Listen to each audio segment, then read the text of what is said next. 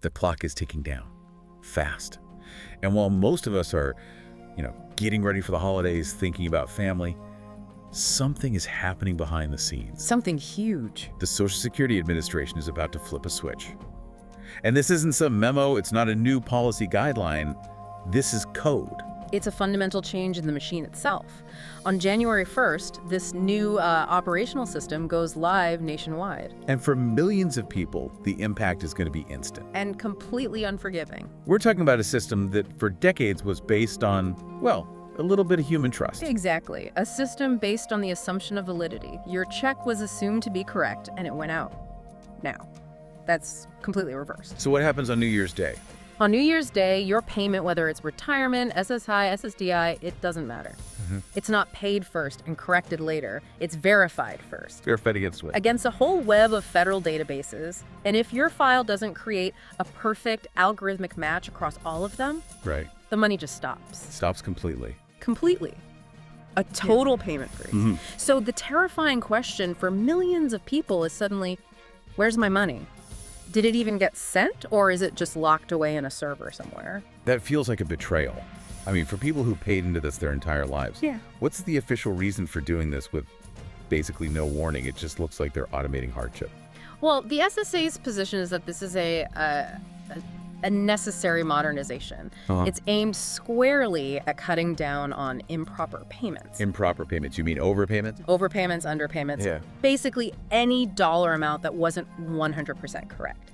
See, in the old system, a human could look at a file, see a small issue, and say, okay, this is probably just a lag in the paperwork. Send the check, we'll fix the file. And, Now, that human judgment is gone. The algorithm doesn't care. It sees a tiny data mismatch the same way it sees major fraud. The data conflicts, the payment stops, period. So while everyone is distracted, a quiet revolution is happening inside the system. We have to break this down. First, that instant automation freeze, what it is, and the chaos it's about to cause. Right. Then second, we have to look at the hidden costs, the things nobody is talking about. Medicare, the national debt, these budget black holes that are twisting every priority in Washington. And third, the most insane part, the contradiction. They're dangling a $200 raise in front of people with one hand. While a mandatory 24% cut for everyone is barreling down the tracks with the other.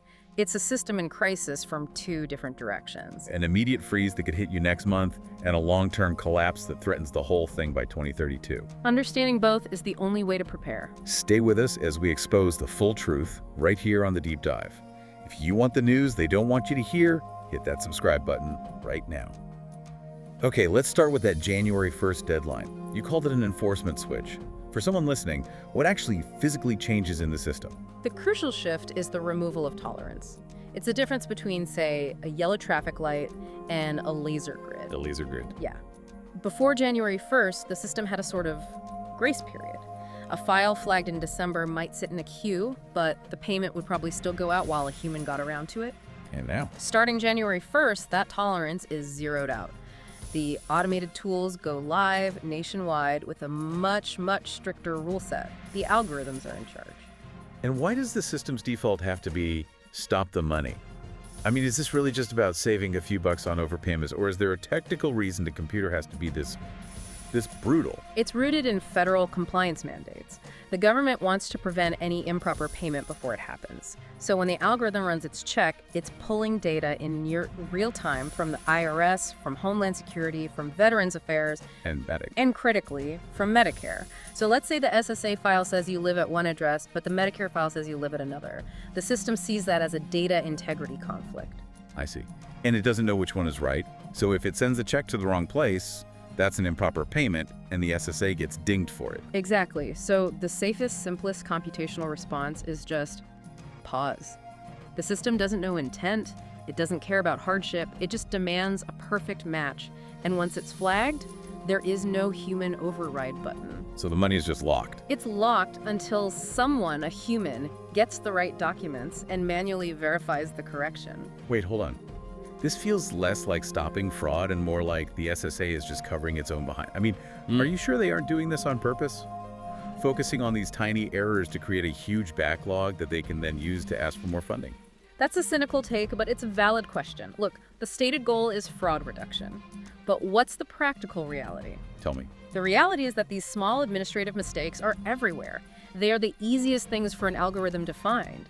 Major fraud is complex. A typo in an address is simple. So by catching all the typos, they hit their compliance goals. They hit their numbers. But the side effect, intended or not, is that this flood of tiny flags completely swamps the human support staff who have to fix them. So the outcome is, yes, a massive backlog. Which makes everything slower for everyone.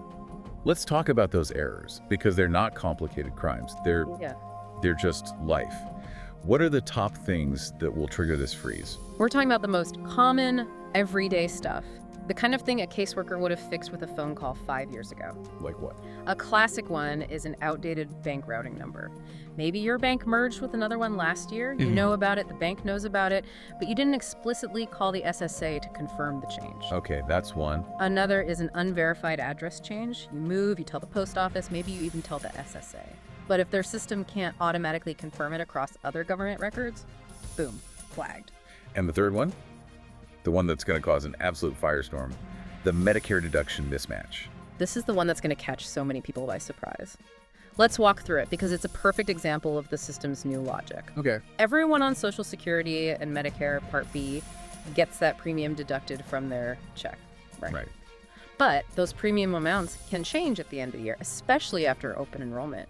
Your income might have changed, or there could be a new penalty. Wait a minute. So you're telling me if Medicare updates my premium for the new year, but the SSA's file is like a week behind and still shows the old amount, that little difference, maybe $5, can stop my entire check. Yes. Even if I did everything right. Under the new rule. Absolutely, yes. This is probably the #1 trigger we're going to see in January. That's insane.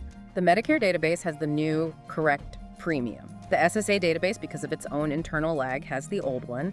The algorithm runs a check, sees the numbers don't match, and flags a data integrity issue. And the check doesn't just show up late with the wrong amount. It just vanishes. It doesn't get sent. It is completely paused.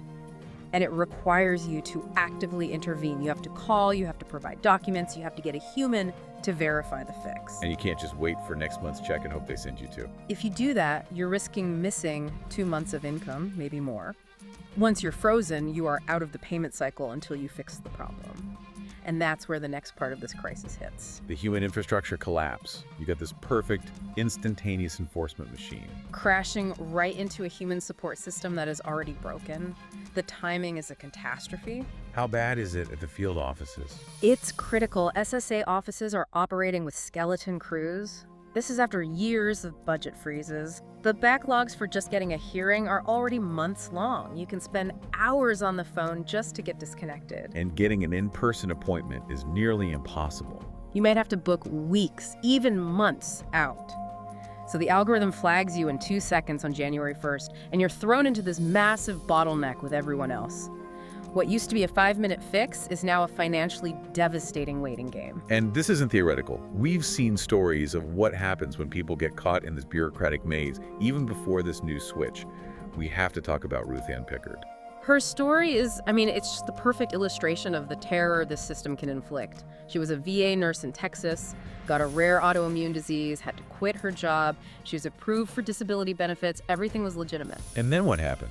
Then one day, a letter shows up. It's from Social Security. It says she owes them over $63,000. $63,000? How? In alleged overpayments.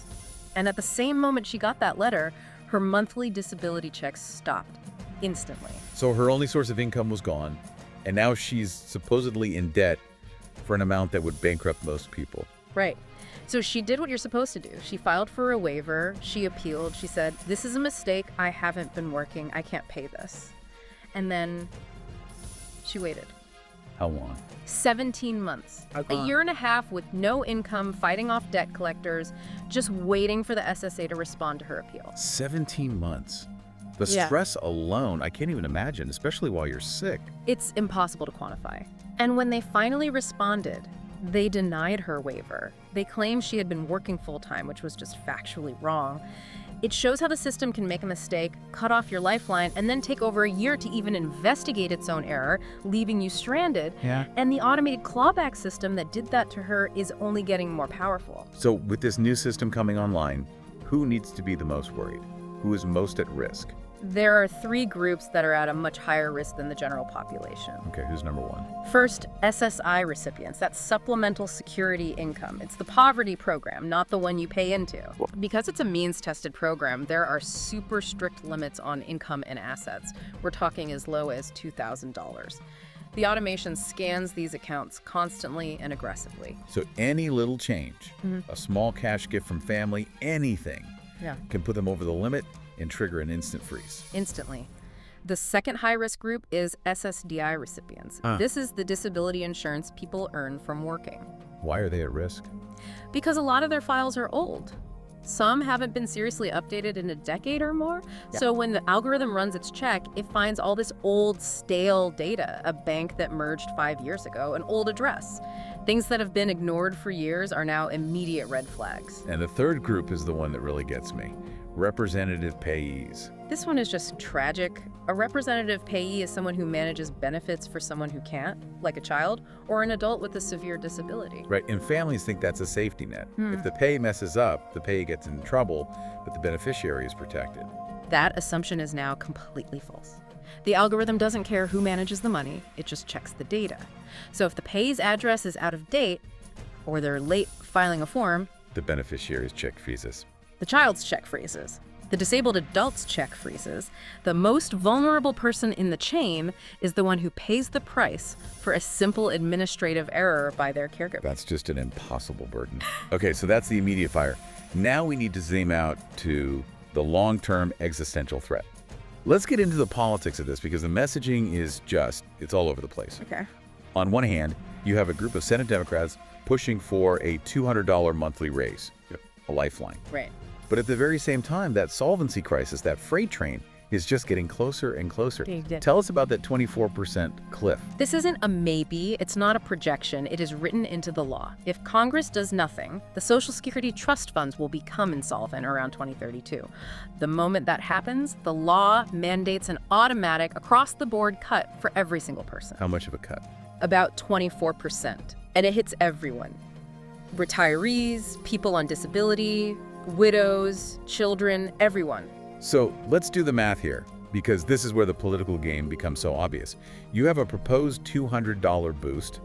Versus a guaranteed 24% cut. What is that 24% in actual dollars for an average retiree? The average monthly check right now is around $2,070. A 24% cut of that is $497. $497 a month. Gone. That's almost 2.5 times bigger than the raise they're proposing. So they're offering this little piece of candy to distract people from the fact that a financial meteor is about to hit them. It's just political cover. That's the strategic view, yes. If that $200 raise passes, but they don't fix the long-term funding, then the cliff just gets steeper. Seniors would get a small boost for a few years, and then the cut would come and wipe it all out and take hundreds more on top of it. And speaking of things that wipe out your raise, Yeah. we have to talk about Medicare. The hidden tax that hits every single year. This is the financial treadmill that seniors are on. Every year, the COA, the cost of living adjustment, gives them a little bump. And every year, the Medicare Part B premium jumps up and eats a huge chunk of it. And the jump for 2026 is projected to be huge. It's alarming. The projection is a nearly 10% increase in the Part B premium. 10%. For millions of people, that could be their entire COLA increase. Right there. Gone before they even see it. Why is it spiking so much now? It's more than just regular inflation. What's really fascinating and kind of infuriating is the long-term ripple effect of the Medicare Advantage overbilling scandal. The private plans. Right. For years, investigations have alleged that these private companies were, overcharging the government by billions of dollars, using improper billing codes, all these tactics to maximize their payments. So they bled the system for years.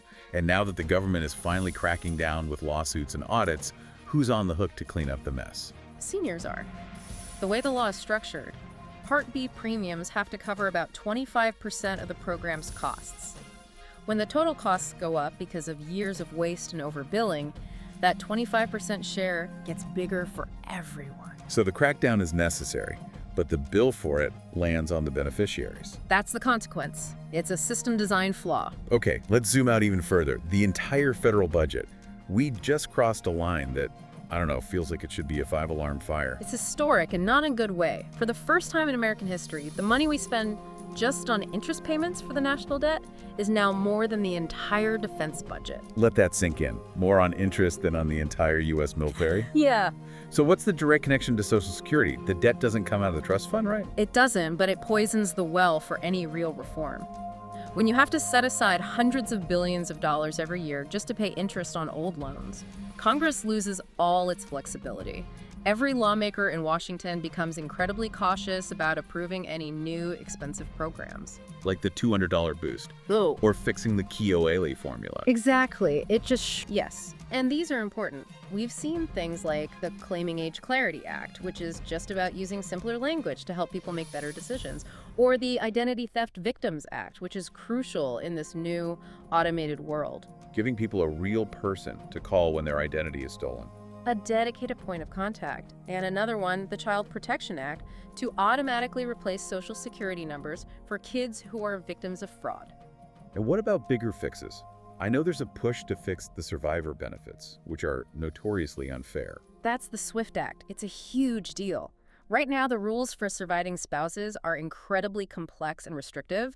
This act would finally allow widows and surviving divorced spouses with disabilities to get 100% of the benefits they're entitled to.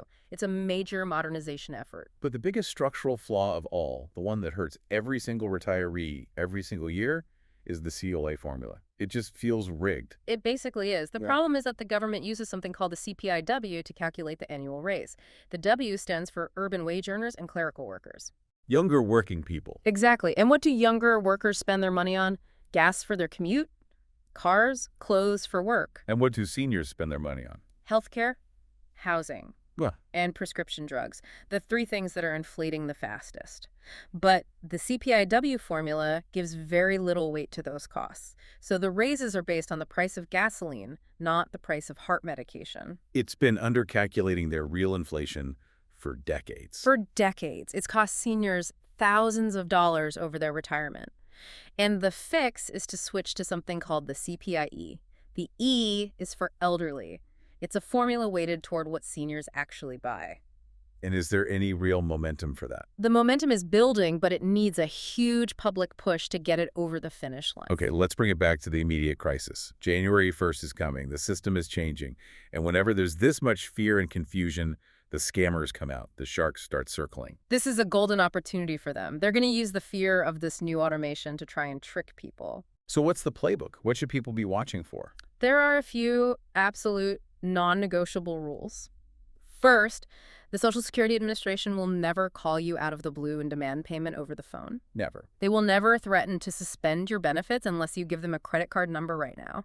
They will never, ever text you a link and ask you to enter your Social Security number. So if you get that call, your payment was flagged by the new system, you have hours to act, or you lose your check forever. That is a scam 100% of the time. The SSA only communicates in two ways: an official letter in the mail or a secure message inside your official My Social Security account online. That's it. So just hang up. Hang up, don't engage, don't argue, just hang up. They are counting on your panic. So we know this push for automation isn't going away. The policy is clear. Tighter controls, less human discretion. It's irreversible. The modernization is happening whether people are ready or not. This is the new reality. So given that this unforgiving system is coming online in just a few weeks, what is the single most important thing someone listening needs to do right now? You have to understand that the burden has shifted entirely onto you, the beneficiary. It is now your job to make sure your file is perfect all the time. Proactive, not reactive. Absolutely. Your address, your bank details, your income reporting for SSI, all of it. Waiting until January to see if your check shows up is an incredibly dangerous gamble, because once you're frozen, you're not just fighting your own problem. You're competing with millions of other people in that same understaffed system. And you're trying to get grace from an algorithm that has none. It offers zero grace. The difference between logging in and checking your file today versus reacting to a crisis in January could be weeks or months of lost income. Do not assume anything is correct. Log in and verify it yourself. So let's wrap this all together. We have this immediate crisis, the automation chaos that can disrupt your life next month. And then we have this slow-motion collapse of the entire system. What's the final chilling thought here? The chilling reality is that the new system is designed to create immediate financial disruption over tiny errors. It forces all our attention onto this short-term crisis, worrying about our next check.